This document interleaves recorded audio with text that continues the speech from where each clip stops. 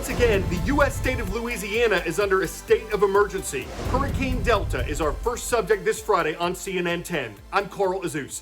This would be the fourth named storm to strike Louisiana in a single Atlantic hurricane season, and that hasn't happened since record-keeping began in 1851. But let's back up a moment. When we put this show together, it hadn't happened yet. Hurricane Delta was whirling in the Gulf after making landfall on Mexico's Yucatan Peninsula on Wednesday morning. It was a Category 2 storm when it hit between the resort towns of Cancun and Playa del Carmen. That was significantly weaker than forecasters had predicted it would be, and while there was some damage, early news reports indicated that it didn't appear to be major, and thankfully no deaths were reported. After crossing the Yucatan, Hurricane Delta had weakened to Category 1 status with wind speeds of around 90 miles per hour. But it regained strength over the Gulf, and meteorologists expected the storm to hit Louisiana on Friday or Saturday with Category 2 force, wind speeds of between 96 and 110 miles per hour, and a storm surge of ocean water as high as 11 feet over normal tide levels. That would be wherever Delta makes landfall. There are no good populated areas for a hurricane to do that. But the Louisiana coast is especially vulnerable because that's where Hurricane Laura made landfall in August. Residents there are still dealing with the damage from that Category 4 hurricane, which killed 15 people and damaged or destroyed 45,000 homes. CNN meteorologist Chad Myers says the loose debris that's still scattered from Laura could cause more damage when Hurricane Delta hits. We're going to bring him in now to explain why forecasts differ in terms of where exactly hurricanes will strike. Well, you hear us talk a lot about the models, the European versus the American. And how are they different? We're trying to model an atmosphere that has an infinite number of layers.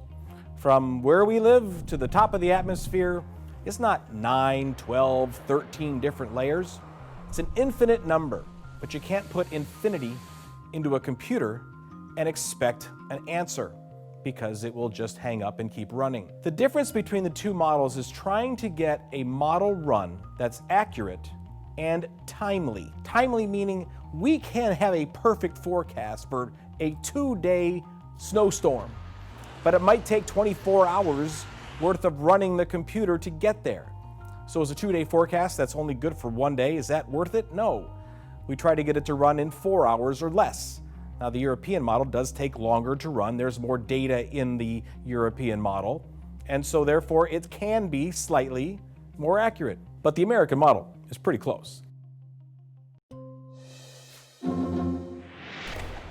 Originally, 3 presidential debates were planned between incumbent Republican President Donald Trump and Democratic presidential nominee Joe Biden. But a lot of question marks popped up yesterday concerning the second debate. It was originally set for October 15th in Miami, Florida, but yesterday, about a week after President Trump was diagnosed with coronavirus, the Commission on Presidential Debates said the October 15th event would be virtual.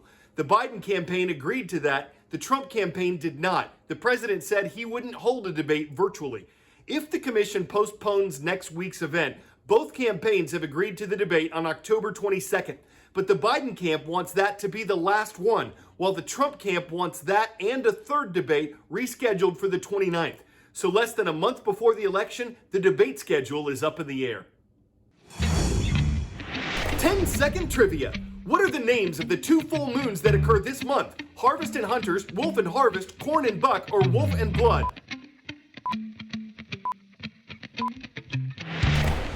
October 2020 sees both a harvest moon and a hunter's moon. The harvest moon is the full moon that occurs closest to the autumnal equinox. This year's equinox was on September 22nd. The closest full moon to that was right at the beginning of October. But there's another full moon coming up later this month, the hunter's moon, named for when people hunted meat to use in the winter. And as CNN 10 contributor Tyler Malden reports, that's not the only nickname for the second full moon this month. Tyler. Carl, a full moon will occur on Halloween this year, making the night extra spooky for trick-or-treaters. Can you think of anything more 2020? This will be the second full moon to occur this month.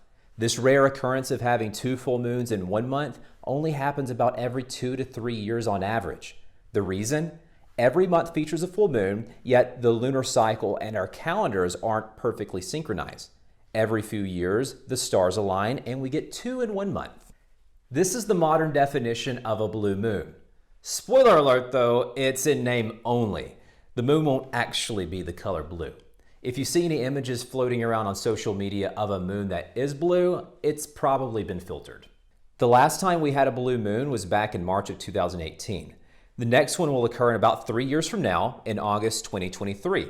Oh, and it's been quite a while since we last had a full moon on Halloween for all US time zones. You'll have to go all the way back to 1944 for that. So Carl, go ahead and mark your calendar and get your camera ready. It should make for a really beautiful, but eerie, once in a blue moon Halloween night. We have a report on news writing. It's new. You can find it online. I think it's effective. That's not the way to tell a story. Thankfully, we're providing some tips on more effective news writing. It's part of our partnership with AT&T's Youth Voices Collective. We've been assembling a series of special editions featuring this guy who writes and anchors CNN 10, plus student questions about journalism. The newest video is available right now. You can find it at youtube.com/CNN10 and at CNN10.com.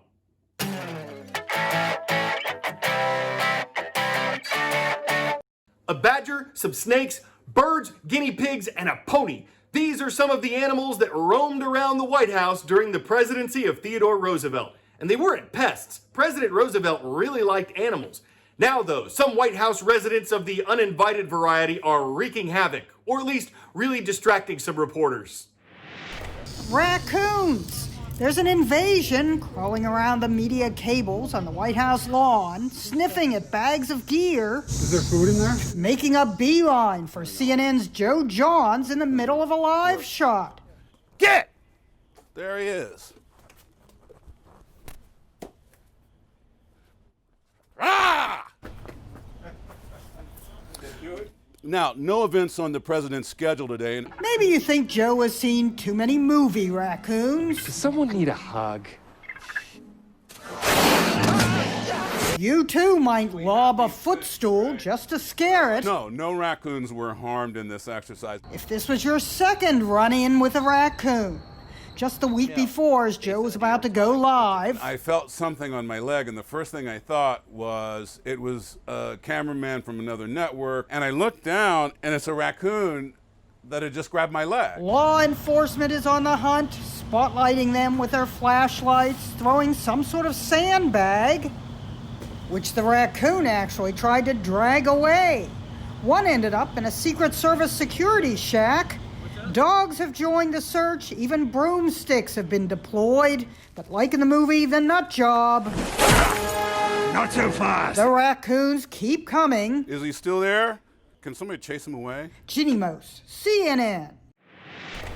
What a ringtail to tell. Of course, they might be looking to co-autease the reporters, and they did Kinkajou's kind of a dangerous place, so they can't linger too long because even with their masks on, they're bassa risking being identified by the Secret Service. Fridays are awesome. Thank you to the students of University High School in Morgantown, West Virginia for your comment and for subscribing to our YouTube channel. I'm Carl Azus for CNN.